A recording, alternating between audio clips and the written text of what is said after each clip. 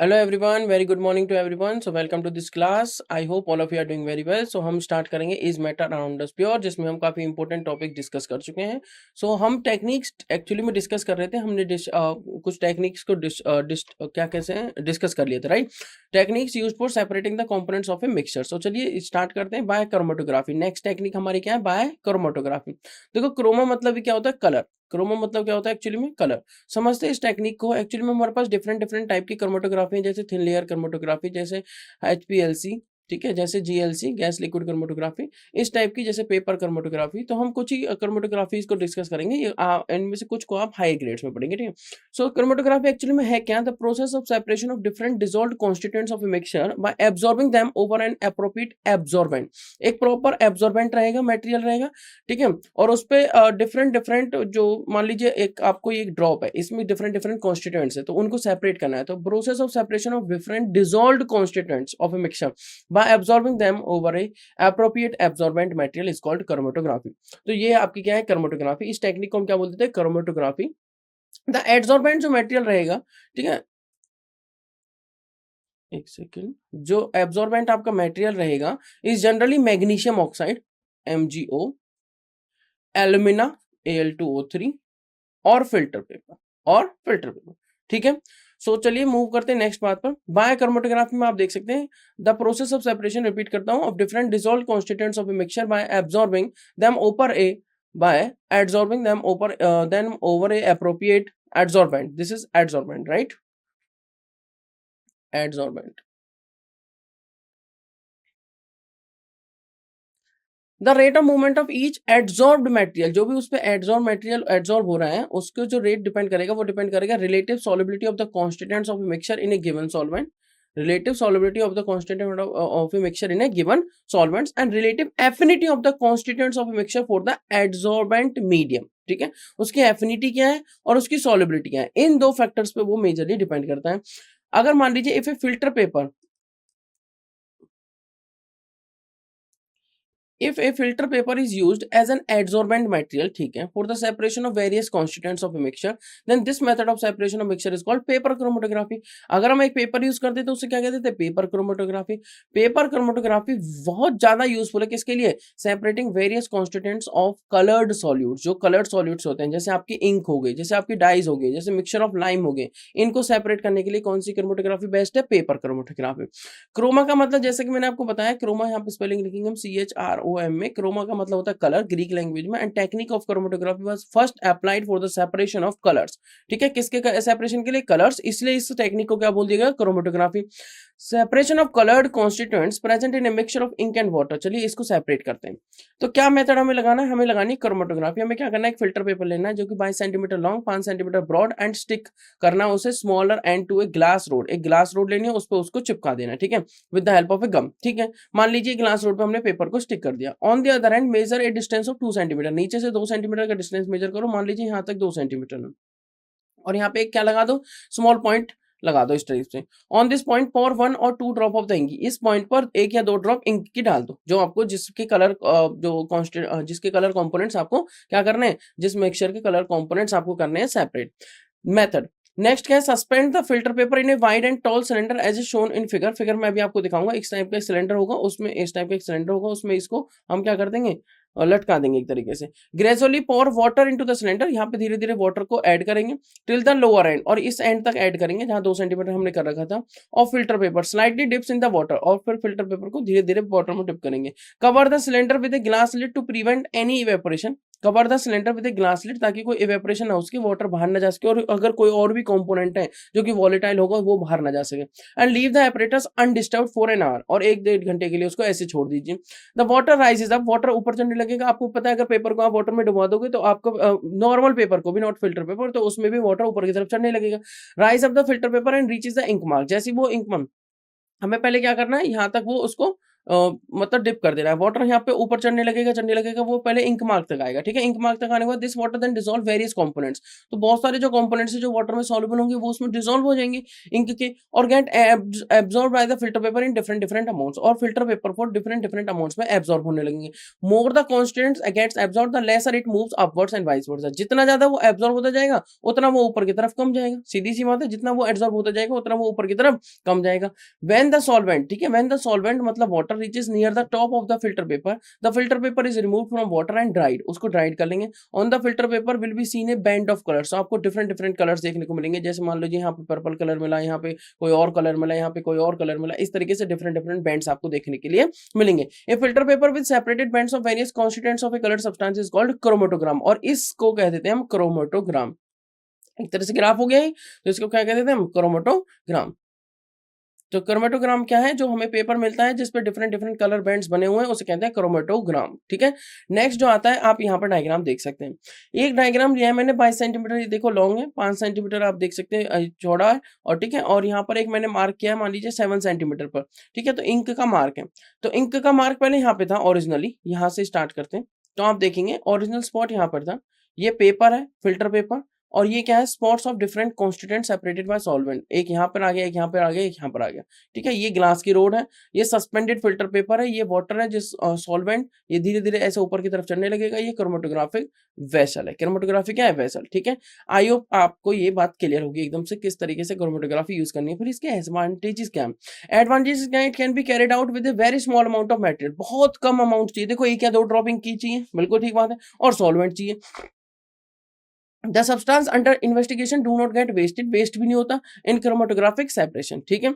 Next इसके application क्या है, इसको यूज किया जाता है to separate colour from dyes, ठीक है, to separate colour from dyes. It is used in the separation of amino acids, it is used in the separation of amino acids. Amino acids क्या होते हैं आपको पता ही है, अमाइनो एसिड्स जब जुड़ जाते हैं तो क्या बन जाते हैं, प्रोटीन्स, क्या बन जाते हैं, प्रोटीन। जैसे अमाइनो एसिड का स्ट्रक्चर मैं बताऊं तो अल्फा अमाइनो एसिड इनको बोल देते हैं, तो अल्फा पे ग्रुप लगा दो, ये अल्फा, ये COOH, ठीक है, और इस पे ग्रुप लगा दो NH2, तो इसको बोलेंगे अल्फा अमाइनो एसिड, यहाँ पे H लगा दो, ठीक है। ये हो गया आपका alpha amino acid, different different type के अल्फा अमाइनो एसिड्स होंगे इस R ग्रुप को डिफरेंट करने के बेसिस पर, ठीक है।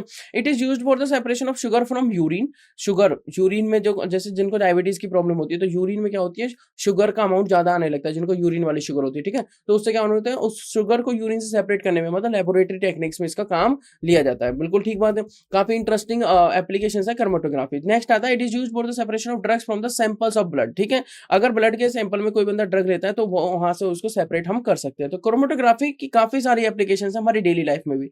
नेक्स्ट प्रोसेस आती है डिस्टिलेशन।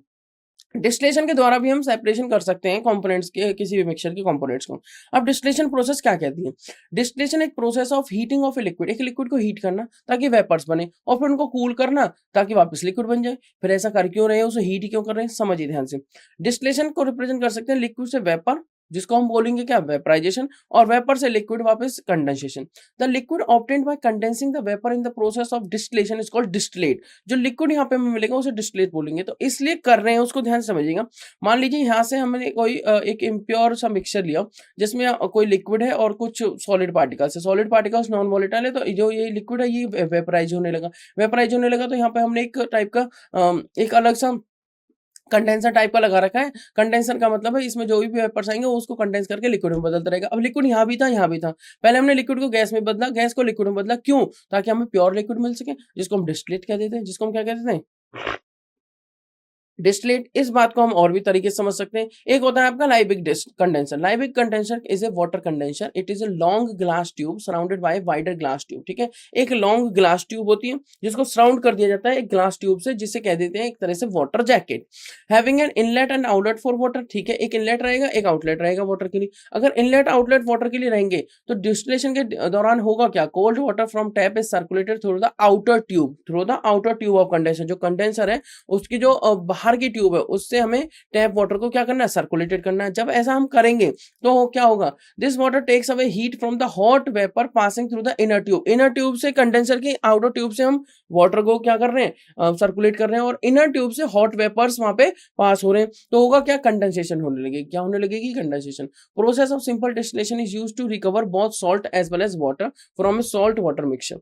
देखो जो सिंपल डिस्टिलेशन है उसमें क्या किया जाता है, एक प्रोसेस लगाई जाती है सिंपल डिस्टिलेशन में, जिसमें सॉल्ट और वाटर के मिक्सचर से सॉल्ट और वाटर दोनों को क्या कर दिया जाता है, रिकवर कर लिया जाता है।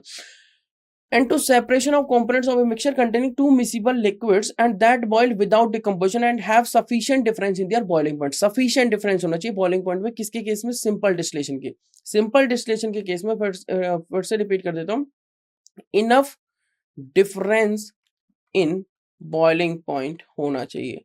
क्लियर। अब नेक्स्ट आता है फ्रैक्शनल डिस्टिलेशन। इसमें आपका जो बॉइलिंग पॉइंट का डिफरेंस है वो स्मॉल होना चाहिए। कैसे पता लगे, फ्रैक्शन में हम करते हैं ये बात, separation of mixtures of two miscible liquids, दो मिसिबल लिक्विड्स हैं, बिल्कुल ठीक बात है, for which the difference in the boiling point is less. कैसा बॉइलिंग पॉइंट का डिफरेंस रहेगा, लेस। तो अगर बॉइलिंग पॉइंट का डिफरेंस लेस रहेगा तो इस बात को ऐसे समझ सकते हो, in case of two liquids which are very near और close boiling points both the liquids tends to distil over in different different proportion. तो जैसे एक लिक्विड जिसका बॉइलिंग पॉइंट रीच हुआ उसको तुरंत सेपरेट कर देंगे, तो इसको बोलते हैं फ्रैक्शनल डिस्टिलेशन। मैं आपको डायग्राम से समझाऊंगा। It means lesser the boiling point of a liquid more is the proportion of it distilling over. ठीक है, जितना जितना कम क्या रहेगा, बॉइलिंग पॉइंट रहेगा, जितना कम बॉइलिंग पॉइंट रहेगा उतनी जल्दी वो क्या होने लगेगा, वेपराइज होने लगेगा, और जैसे वेपराइज मतलब बॉइल हो गया तो उतना ज्यादा क्या होगा, more is the proportion of it distilling over. Next आता है अब problem can be avoided by using a fractionating column. कैसे, it gives the effect of repeated distillation by offering resistance to the passage of vapour. Clear. कैसे समझेंगे इस बात को, the process of separation of two miscible liquids by the process of distillation making use of the difference in boiling point is called fractional distillation. देखो fractional distillation जैसे किसके लिए किया जाता है, पेट्रोलियम प्रोडक्ट्स का। पेट्रोलियम प्रोडक्ट्स के case में कौन सा डिस्टिलेशन किया जाता है, फ्रैक्शनल डिस्टिलेशन, क्योंकि उसमें क्या होता है, बॉइलिंग पॉइंट बहुत ज्यादा नियर होता है। आपको मैं एक फ्रैक्शनल डिस्टिलेशन का इस डायग्राम से समझाता हूँ। देखो आप यहाँ पे देख सकते हो, ये आपका फ्रैक्शनेटिंग कॉलम है, आप यहाँ पर देख सकते हो ये आपका फ्रैक्शनेटिंग कॉलम है। यहाँ पे एक थर्मामीटर लगा हुआ है, यहाँ पे वाटर आउटलेट है, ये लाइबिक कंडेंसर है जो कंडेंस कर देता है, यहाँ पर वाटर इनलेट लगा हुआ है, और ये रिसीवर है, यहाँ पर रिसीवर होता है, और ये डिस्टिलेट है आपको जो मिलता है आपको लास्ट में। हो क्या रहा है, यहाँ पर आपने लिक्विड का मिक्सचर लिया, उस लिक्विड मिक्सचर में जो कॉम्पोनेंट्स है, जो लिक्विड्स हैं, वो उनका क्या है, नियरली क्लोज बॉइलिंग पॉइंट है। नियरली कैसा बॉइलिंग पॉइंट है, नियरली क्लोज बॉइलिंग पॉइंट। अगर उनका नियरली क्लोज बॉइलिंग पॉइंट है तो होगा क्या, बहुत सिंपल सी बात होगी, क्योंकि जैसे ही उनको बॉइलिंग पॉइंट रीच होगा तो आप देखेंगे यहाँ पे हम उसको हीट कर रहे हैं, तो नियरली क्लोज बॉइलिंग पॉइंट की वजह से vapour of more volatile liquid, सबसे पहले कौन से लिक्विड के आएंगे vapours, vapour of more volatile liquid. जैसे वेपर्स आए उसके तुरंत वो इधर जाएंगे, इधर जाके वो क्या होते रहेंगे, कंडेंस होते रहेंगे, कंडेंस होकर वो इधर कलेक्ट होते रहेंगे, इसको चेंज करते रहो और फिर दूसरे आएंगे, फिर इसको चेंज करते रहो, फिर तीसरे आएंगे। तो process of fractional distillation useful only if the difference in boiling points, if the difference in boiling points of the two miscible liquid is less than 10 degree Celsius, 10 या 20 आप बोल सकते हैं। ठीक है, अगर इससे कम है तभी ये फ्रैक्शनल डिस्टिलेशन अच्छा वर्क करता है और उनके लिए वर्क करता है। तो काफी इंटरेस्टिंग और काफी इंपॉर्टेंट है फ्रैक्शनल डिस्टिलेशन। कैसे करते हैं एक बार फिर से रिपीट करता हूं। तो process of fractional distillation is similar to the process of distillation, बिल्कुल सिमिलर सी है, except that a fractionating column is attach. यहाँ पे एक फ्रैक्शनेटिंग कॉलम को अटैच कर दिया जाता है ताकि फ्रैक्शंस में आए। The design of fractionating column is such that the vapors of one liquid with a higher boiling point are preferentially condensed as compared to the vapors of the other liquid with lower boiling point। क्योंकि उसका design ही कुछ इस तरीके से किया गया है, इस तरीके से, ताकि जो एक लिक्विड के वेपर्स हैं उनको वो प्रीफरेंशली पहले कंडेंस हो जाए दूसरे लिक्विड के कंपैरिजन में। ठीक है, वो बॉइलिंग पॉइंट पे डिपेंड कर देगा। Thus the vapours of the liquid with low boiling point pass on to the Liebig. ठीक है, इसको स्पेलिंग को ठीक करेंगे, LIEBIG, Liebig condenser when they where they condense the liquid so formed is collected in receiver में collect होता है। The thermometer shows a constant reading as long as the vapor of one liquid are passing to the Liebig condenser। ठीक है, thermometer constant reading show कर देता है क्योंकि बार बार vapours जा ही तो रहे हैं Liebig कंडेंसर में कंडेंस होने के लिए। As soon as the temperature start rising the receiver is replaced by another receiver to collect second liquid। होगा क्या, समझिएगा ध्यान से। बॉइलिंग पॉइंट का मतलब है जब तक एंटायर लिक्विड, बहुत इंपॉर्टेंट बात बताने जा रहा हूं, ध्यान से समझिएगा। मान लीजिए आपने एक लिया कंटेनर, इसमें ले लिया आपने वाटर, सिर्फ वाटर, प्योर वाटर। आपने ले लिया एक बर्नर, इस बर्नर को की हेल्प से हम इसको कर रहे हैं हीट वाटर को। यहाँ पे जी एक लगा दिया थर्मोमीटर, थर्मोमीटर थर्मोमीटर थर्मोमीटर क्या करेगा, थर्मोमीटर क्या कर रहा है, रीडिंग देगा आपको। अब होगा क्या, इस वाटर में डिप है, होगा क्या, जब आप हीट करना स्टार्ट कर रहे हैं तो थर्मामीटर की रीडिंग स्टार्ट होगी। मान लीजिए इस वाटर का रूम टेम्परेचर पे बॉइलिंग पॉइंट है 30 डिग्री सेल्सियस, तो मान लीजिए यहाँ 30 है और यहाँ 100 है, यहाँ पर 100, ठीक है। तो ये रीडिंग देना स्टार्ट करेगा 30 से 40, 40 से 50, 50 से 60, 60 से 70, 70 से 80, 80 से 90 और 90 से पहुंच जाएगा 100। वेपर्स बनते रहेंगे, बनते रहेंगे, बनते रहेंगे, बनते रहेंगे, बनते रहेंगे, पर जब ये बॉइलिंग पॉइंट पे रीच कर चुका है, नॉर्मल एटमॉस्फेयर प्रेशर बात कर रहा हूँ मैं, 1 एटमॉस्फेयर प्रेशर पे, जैसे ही वाटर अपनी बॉइलिंग पॉइंट पर रीच कर चुका है, होगा क्या, जब तक ये entire amount of water convert नहीं हो जाएगा वेपर्स में, मतलब स्टीम में, तब तक ये रीडिंग रहेगी कांस्टेंट। तब तक ये थर्मामीटर कैसी रीडिंग देगा, कांस्टेंट। जो ये थर्मामीटर यहाँ पे लगा हुआ है, मैं आपको दिखा देता हूँ। ये थर्मामीटर जो यहाँ पे लगा हुआ है, इसका ये तो काम है, ये जब तक कांस्टेंट रीडिंग देता रहेगा, कब तक, जब तक आपका जो, ये कब तक कांस्टेंट रीडिंग देता रहेगा, जो मैंने आपको समझाया, जब तक आपका जो एंटायर अमाउंट ऑफ लिक्विड है वो कन्वर्ट ना हो जाए किसमें, वेपर्स में। और जैसे एंटायर अमाउंट लिक्विड कन्वर्ट हुआ वेपर्स में, तब ये नेक्स्ट रीडिंग देना स्टार्ट करेगा। अब समझिएगा ध्यान से, फ्रैक्शनल डिस्टिलेशन एक इंपॉर्टेंट प्रोसेस है। क्यों, हो क्या रहा है, जब मैं डायग्राम पे वापस आता हूँ, हो क्या रहा है इस डायग्राम में, देखिए इस डायग्राम में ये हो रहा है कि जैसे लिक्विड, मान लीजिए लिक्विड ए, बी और सी है यहाँ पर। लिक्विड ए का मैं कह देता हूँ लो बॉइलिंग पॉइंट है, लो बॉइलिंग पॉइंट। उसके बाद इसका है, उसके बाद इसका है हाईएस्ट बॉइलिंग पॉइंट।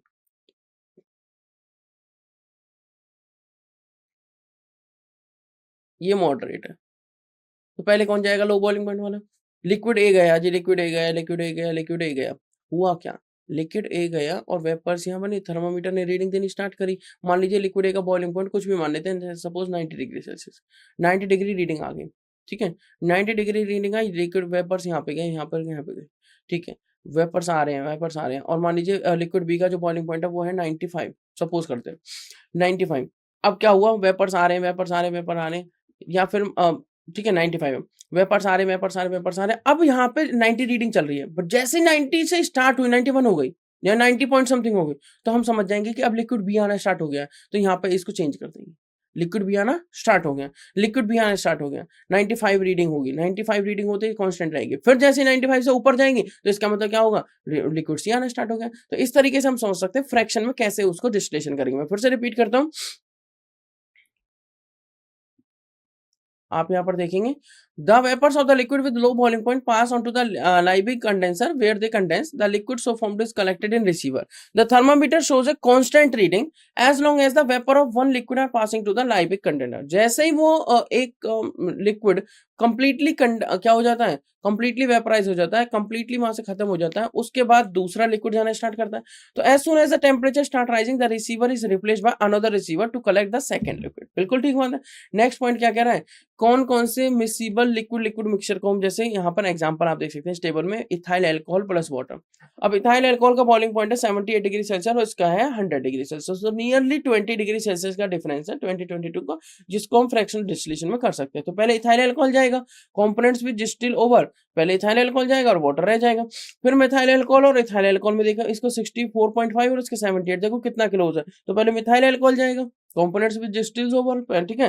फिर एसीटोन और वाटर, तो एसीटोन का 56.5, तो पहले एसीटोन जाएगा, एसीटोन और इथाइल अल्कोहल देखो आप, फिर एसीटोन ही जाएगा, और मिथाइल अल्कोहल और एसीटोन, तो यहाँ के इसका 64.5, इसका 56.5, तो पहले फिर भी एसीटोन ही जाएगा, जिसका कम है वही तो पहले जाएगा, वही डिस्टिल्स ओवर होगा। क्लियर, मूव करेंगे नेक्स्ट पर। In order to separate the major components of air, it is first purified, then liquefied, and finally fractionating distilled. Interesting बात बोल दी है बहुत।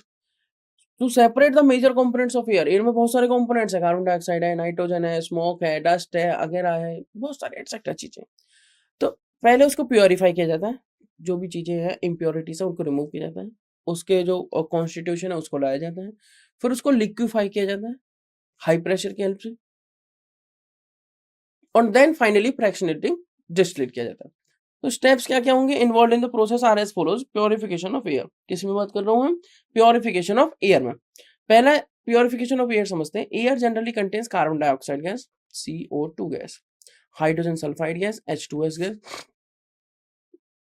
sulfur dioxide gas, or impurities along with some impurities. In addition to it, there are dust particles also. Dust particles mean, first of all, air is washed by passing it through water. Water से पास करते हैं air को, जिससे wash हो जाती है। Wash कैसे हो जाती है, जो डस्ट पार्टिकल है ना वो रिमूव हो जाते हैं। भाई डस्ट पार्टिकल्स वाटर से पास करने पे एयर को रिमूव हो जाते हैं, जिससे क्या होगा, एयर से डस्ट पार्टिकल्स रिमूव हो चुके हैं। तो वॉश्ड जो एयर होती है उसको पास किया जाता है through dilute caustic soda. What is this caustic soda, बताइए, what is this caustic soda?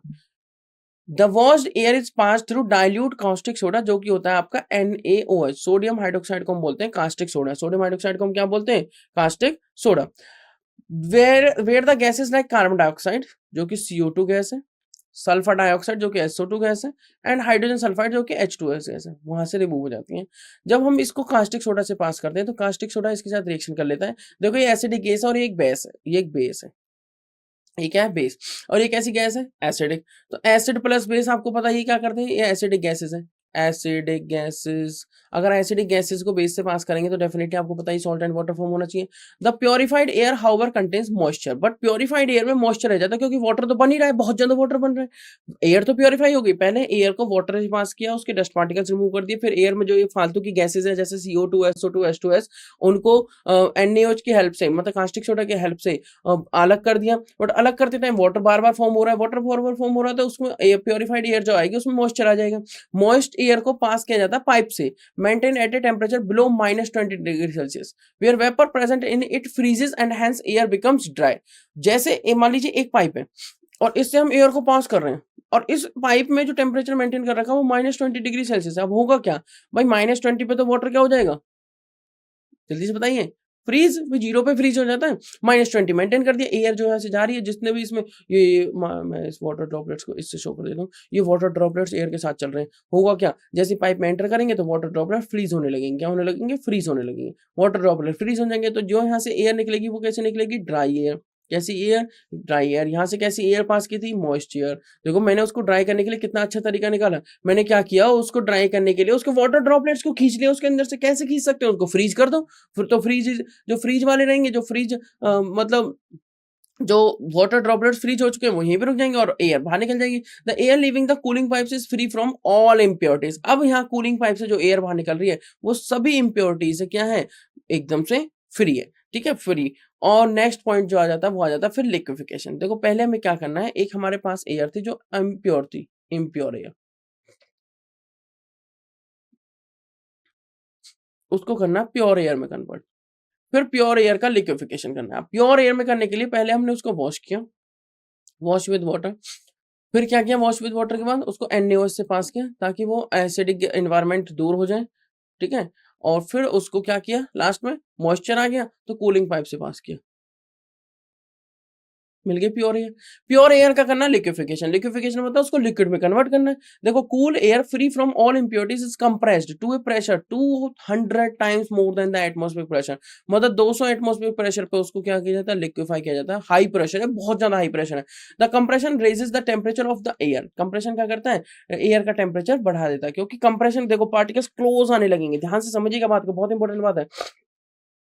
Compression क्या करेगा, रेजेस करेगा टेम्परेचर ऑफ द एयर को, पार्टिकल्स बहुत ज्यादा क्लोज होने लगेंगे तो जिस वजह से टेम्परेचर क्या होने लगेगा, हाई होने लगेगा।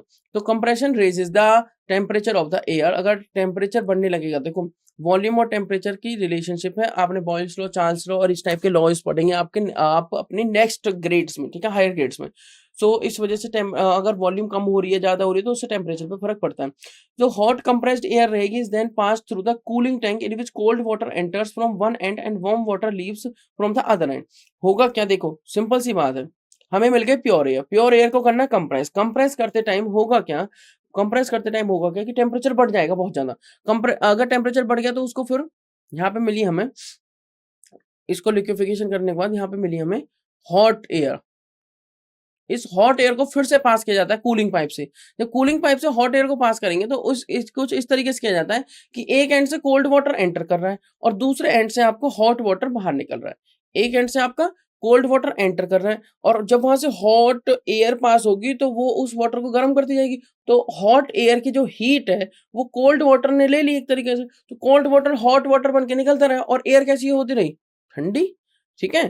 From one end to end warm water leaves from the other end. The compressed and cooled air, अब कंप्रेस्ड हो चुकी है और कूल्ड भी हो चुकी है, इस पास थ्रू स्पाइरल पाइप। उसको एक स्पाइरल पाइप से, इस तरह के पाइप से पास किया जाता है, placed in A vacuum flask, जो एक वैक्यूम फ्लास्क में रखा हुआ है। The end of the spiral pipe is provided with a fine jet. और यहाँ पे एकदम से एक बहुत पतला सा जो एंड छोड़ा गया है, बहुत fine jet. The end of a spiral pipe is provided with a fine jet, जिससे क्या होगा, when compressed air suddenly escape from the jet, its pressure suddenly falls. जैसे वो जेट से बाहर निकलेगी, प्रेशर सडनली फॉल हो जाएगा, दस it's molecules moves wide apart. और उसके मॉलिक्यूल प्रेशर अगर सडनली फॉल हो गया तो उसके मॉलिक्यूल वाइड अपार्ट, मतलब इधर उधर जा सकते हैं। When the molecules move wide apart they need energy, उनको एनर्जी चाहिए। The energy is taken by the molecules from themselves and their temperature drops. अब उसको एनर्जी कैसे मिलेगी, वो एक दूसरे से एनर्जी लेंगे और टेम्परेचर क्या हो जाएगा, कम हो जाएगा। टेम्परेचर और भी क्या हो जाएगा, कम। जैसे टेम्परेचर कम हुआ तो एयर क्या होने लगेगी, कूल होने लगेगी। देखो कितने सारे स्टेप हैं एक separation of gases from air करने से। अब कितने सारे स्टेप्स हमें करने पड़ रहे हैं। पहले हमने क्या किया, एयर को वॉश किया, क्यों, इम्प्योर थी, डस्ट पार्टिकल रिमूव हो गए। फिर उसमें एसिडिक गैसेस थी, CO2 था, SO2 थी और H2S थी, उनको रिमूव करना था। उनको रिमूव करने के लिए क्या किया गया, उनको रिमूव करने के लिए क्या किया गया, उसको जल्दी से बताइए। डेफिनेटली NaOH से पास किया गया, ताकि क्या हो, वहां एसिड प्लस बेस। अब वाटर बन रहा था, वाटर बन रहा था, सॉल्ट प्लस वाटर बनेगा, acid plus base give salt and water. Water बन रहा है तो एयर हो गई मॉइस्ट, मॉइस्ट एयर को करना है ड्राई, मॉइस्ट एयर को पार कर दिया कूलिंग पाइप से। पार करने पर क्या हुआ, कूलिंग पाइप से पार करने पर जो वाटर ड्रॉपलेट्स है वो फ्रीज हो गई और एयर हो गई ड्राई। अब एयर ड्राई को लिक्विफिकेशन में भेजा गया, लिक्विफिकेशन में भेजते टाइम उसको कंप्रेस किया गया। कंप्रेस करने की वजह से क्या हुआ, उसको टेम्परेचर बढ़ गया। टेम्परेचर बढ़ने की वजह से क्या हुआ, एयर हॉट हो गई। अब उसको फिर से कूल करना है। अच्छा, प्रेशर कितना लगाया गया, लगभग 200 एटमॉस्फेरिक प्रेशर। अब उसको फिर से कूल करना है तो फिर से किससे पास किया गया, पाइप से। और पाइप से कुछ इस तरीके से पास किया गया कि एक एंड से कोल्ड वाटर आ रहा था और एयर जा रही थी। तो क्या होगा, एयर कोल्ड वाटर हॉट बनता जाएगा और एयर ठंडी होती जाएगी। जब अब हमें नेक्स्ट जो एयर बाहर मिलेगी इन पाइप से निकलने के बाद, वो मिलेगी कंप्रेस्ड कूलिंग एयर। कैसी मिलेगी, compressed cool air. Compressed cool air को स्पाइरल पाइप से पास किया जाता है। स्पाइरल पाइप से जब वो पास होती है तो सडनली क्या होता है, आप देख सकते हैं, जब कंप्रेस्ड एयर को स्पाइरल पाइप से पास किया जाता है तो जिसके पास एक फाइन जेट है, जैसे ही वो जेट से बाहर निकलती है तो प्रेशर डाउन हो जाता है। प्रेशर डाउन हो जाता है तो एनर्जी खत्म, मतलब बहुत कम रह जाती है और उनको एनर्जी चाहिए। और एनर्जी जाने के लिए मतलब मॉलिक्यूल्स इधर उधर जाने लगते हैं, मूव्स वाइड अपार्ट, और उन्हें एनर्जी चाहिए और एनर्जी वो लेते हैं एक दूसरे से, जिससे टेम्परेचर क्या हो जाता है, कम हो जाता है। टेम्परेचर क्या हो जाता है, कम। अब एयर हो चुकी है cool. So now at a pressure equal to that of atmosphere, ठीक है, now air is so cold is now at a pressure equal to that of atmosphere pressure. जो 200 एटमॉस्फेयर प्रेशर बना दिया था हमने एयर का, वो हम नॉर्मल एटमॉस्फेयर प्रेशर पे आ चुकी हैं और कूल भी हो चुकी हैं। कूल्ड एयर, अब कूल जो एयर है, ध्यान से समझिएगा, ये जो एयर कूल्ड है ये प्योर है। अब कैसी है, प्योर। पहले इम्प्योर एयर थी इसी पे, अब प्योर कर दिया। This cooled air rises up and in the process further cools the incoming compressed air in spiral tube, ठीक है, this cooled air rises up, ठीक है, and in the process further cools the incoming compressed air in the spiral tube. The air is then sucked again by the compression pump, वापस से उसे suck कर लेगा and the cycle is repeated, और यही cycle चलती रहेगी चलती रहेगी चलती रहेगी। with every cycle the temperature of air drops till it liquefies, और इन साइकिल्स के द्वारा क्या होता है, हर बार एक साइकिल पे टेम्परेचर ड्रॉप होता है, फिर से टेम्परेचर ड्रॉप होगा, फिर से टेम्परेचर ड्रॉप होगा, एट लास्ट क्या होगा, टेम्परेचर कम होता रहेगा कम होता रहेगा और एयर क्या हो जाएगी, लिक्विफाइड हो जाएगी। एयर क्या हो जाएगी, लिक्विफाइड हो जाएगी। फिर जब एयर लिक्विफाइड हो चुकी है, अब हमें करना फ्रैक्शनल डिस्टिलेशन। भाई लिक्विड हो चुका है, अब फ्रैक्शनल डिस्टिलेशन करते हैं। The liquid air mainly of nitrogen and oxygen and is at a temperature of -200 degree Celsius. कितना कम हो जाएगा इन साइकिल्स को रिपीट करने से, पता है आपको, -200 डिग्री सेल्सियस पर टेम्परेचर कम पहुंच जाएगा। The boiling point of liquid nitrogen is -195 and that of liquid oxygen is -183। तो पहले कौन आएगा बताइए, -195 बॉइलिंग पॉइंट किसका है, लिक्विड नाइट्रोजन का, और लिक्विड ऑक्सीजन का क्या है, -183। आप इसको इस तरीके से समझ सकते हैं। आप यहाँ पर देख सकते हैं, वो यहाँ पर एक कंप्रेशन पंप है, यहाँ से फ्रेश प्योरिफाइड एयर, ठीक है, यहाँ से क्या है, लिक्विड एयर, आप यहाँ पर देख सकते हैं, ये जेट वैक्यूम है, ठीक है। यहाँ ग्लास को सिल्वर कर दिया गया है, सिल्वरी फ्रॉम इनसाइड। यहाँ से एयर जा रही है और इधर से आप देख सकते हैं कोल्ड वाटर, एक कूलर लगा हुआ है, एक वार्म वाटर यहाँ से आउट हो रहा है, ठीक है। कोल्ड वाटर की एंट्री हो रही है और वार्म वाटर आउट हो रहा है, क्योंकि एयर की वजह से जितना भी वो है, क्या कहते हैं उसको बताइए क्विकली, जितना भी वाटर है वो हॉट होता जा रहा है, क्या होता जा रहा है, हॉट, ठीक है। और यहाँ पे हमें क्या मिल जाती है, फ्रेश एयर। क्लियर, चलिए, ये फ्रेश प्योरिफाइड एयर थी, यहाँ पे लिक्विड है, fresh purified air liquid, fresh purified air liquid, fresh purified air liquid. और जब ये प्रोसेस चलती रहेगी चलती रहेगी तो आपको पता है टेम्परेचर कम होगा एवरी साइकिल में। The liquid is gradually warm to -195 degree Celsius when nitrogen starts boiling off from the liquid air. The nitrogen gas so formed is compressed and filled in steel cylinders. The liquefied oxygen left behind is also changed to gas and then filled in compressed state in steel cylinders. दोनों को fill कर लिया जाता है। इस तरीके से हम क्या कर सकते हैं, इस तरीके से हम उनको सेपरेट कर सकते हैं। तो एयर को लिक्विफाइड करना और एयर से सेपरेशन ऑफ गैसेस को करना, मतलब मेजरली हमने ऑक्सीजन और नाइट्रोजन को सेपरेट किया है, बाकी जो गैसेस थे उनको रिमूव कर दिया।